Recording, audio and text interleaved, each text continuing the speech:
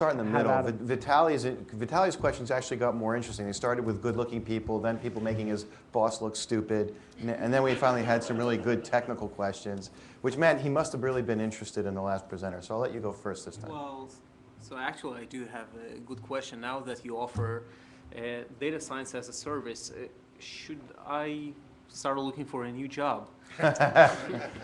So I think the dirty secret of most data science teams is that you have some of the smartest people on the planet, Vitaly, I'll put you in that category, who spend their time not doing the deep, interesting modeling work of their customers.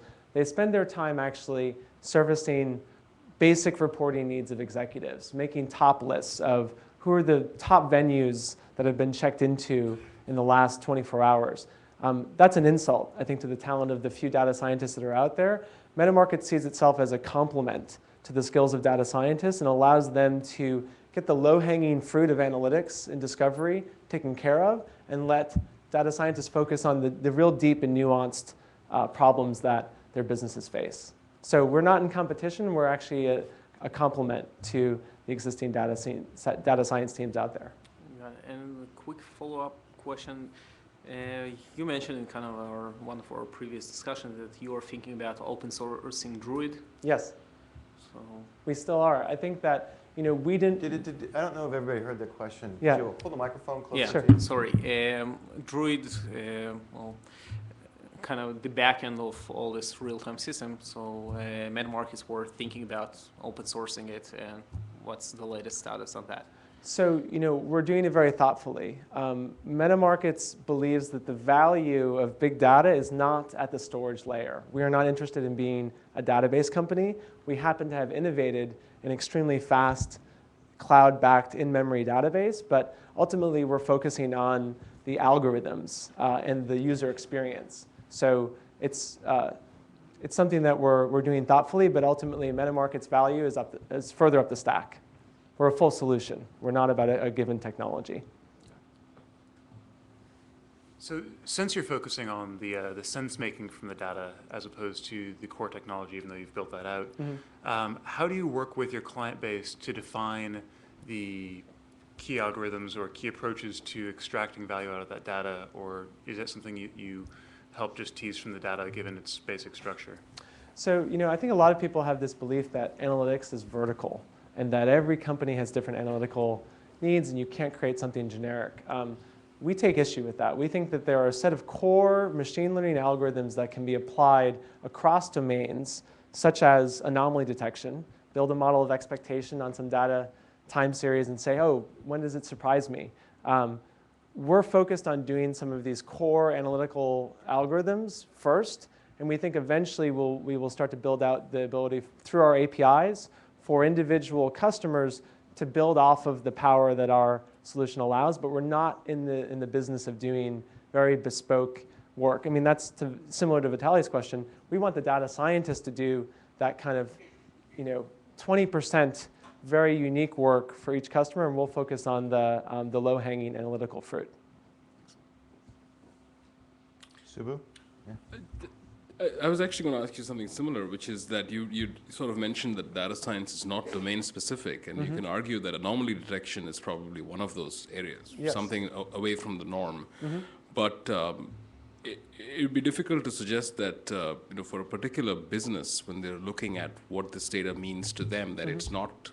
There's likely to be some vertical orientation of this data that's more meaningful for one industry as opposed to another, and I'm just curious as to the modeling aspect, which is what is the level of modeling or abstraction beyond data visualization and drilling down on these anomalies that you're thinking about? So we do have a data model that's fairly generic. We think of data as relational, and so there is work that our customers need to do to fit their data into our model, much like anyone who buys an Oracle database has to do some of that. Our goal is to lower the friction of that process.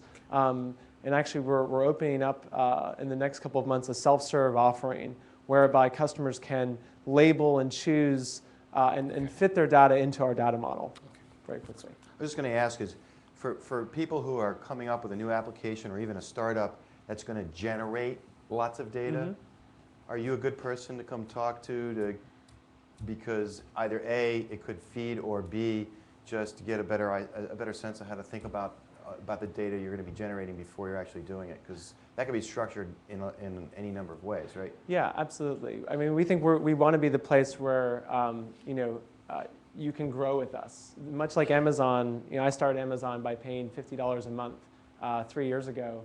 Now I write Amazon a $75,000 check every month. It's the same account.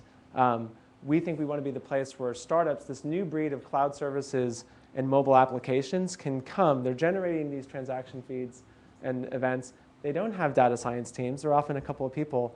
We want to be the place where they can come and start to get that visibility into that data, and then they can change it. We have ways that they can edit and label and continue to iterate on that model. You really paying Amazon $75,000 a month? Yes. Because there's a couple of companies here that have said they would be able to take care of that problem.